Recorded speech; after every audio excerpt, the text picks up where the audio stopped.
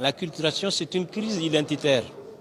Les problèmes que nous avons au Mali, c'est des problèmes géostratégiques. La vérité, nous sommes victimes de notre potentiel minier. On a un sous-sol extrêmement riche que nous ne savons pas, mais que l'Europe sait. Dis-moi, quelle est la religion de Dieu, au nom de laquelle vous brûlez les animaux vivants, vous brûlez les habitats, vous tuez les hommes et vous les chassez de leur terroir? C'est au nom de quelle religion? C'est au nom de quelle civilisation? C'est au nom de quel comportement? Au nom de quoi peut-on faire ça? Cela veut dire qu'on a besoin de l'espace.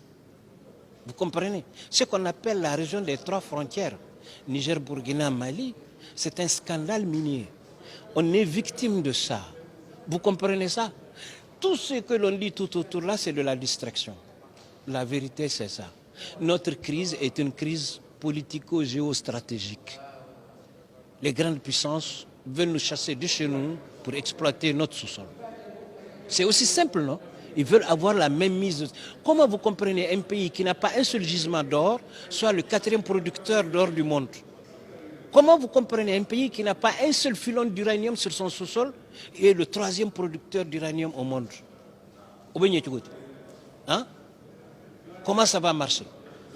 Mais il faut que vous, la jeunesse, vous soyez informés de ça, que ce n'est pas une crise identitaire, ce n'est pas un complexe. Ce dont vous parlez là, c'est naturel entre les gens, c'est naturel. Hein? Si vous êtes des Bambara, dès que vous êtes ensemble, vous avez le réflexe de conservation, vous parlez Bambara, quand les Sonraïs, c'est la même chose. Vous nous dites que c'est des racistes, à Dos et à Boss. Non, le Mali est une nation. Vous comprenez bien? Quel est le Sonraï qui dit qu'il n'a pas d'amis Bambara ou n'a pas de femme Bambara ou il n'est pas installé en Bambara? Quel est le Tamassek? Non, on n'a pas ce problème-là au Mali. Dieu merci. On n'a pas ce problème. Mais on a un problème géostratégique. Maintenant, le relationnel par rapport aux manuscrits, c'est de donner l'information.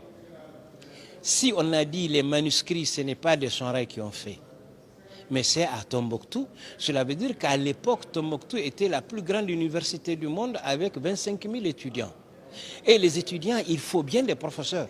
Et ces professeurs, ils viennent de n'importe où. Ensuite, Tombouctou était le point de passage de toutes les grandes expéditions. Tous les explorateurs ont passé par là. Tombouctou a été colonisé 7 fois. 7 colonisations différentes. Chacun a apporté sa connaissance, son enseignement, sa culture, ses mœurs, son mode de vie. Donc Tombouctou, c'est des civilisations superposées jusqu'à 7 fois. C'est pourquoi tout le monde se reconnaît dedans. Vous avez les Algériens, vous avez les Nigérians, vous avez les Nigériens, vous avez les Sonraïs, vous avez les Peuls, vous avez les Samogo, vous avez les Mossi. Vous avez les Mossi et les Mianka. Et les Mianka, j'insiste là-dessus. Vous comprenez très bien. Vous avez beaucoup de Burkinabés et beaucoup de Mossi. C'est tout ça, Tombouctou. Maintenant, les manuscrits nous renseignent sur tout ça. Ils nous ouvrent les yeux pour dire, vous n'êtes pas seul au monde, vous n'êtes pas isolé. Vous êtes un patrimoine culturel commun. Maintenant, utilisez cette communauté de savoir pour ne pas vous entretuer. Dites-moi, pourquoi un Sonraï et un Tamashek s'entretuent? Dites-moi pourquoi un Peul et un Dogon s'entretuent. Dites-le moi, je veux le savoir. Dites-le moi quoi. Pour quelle raison?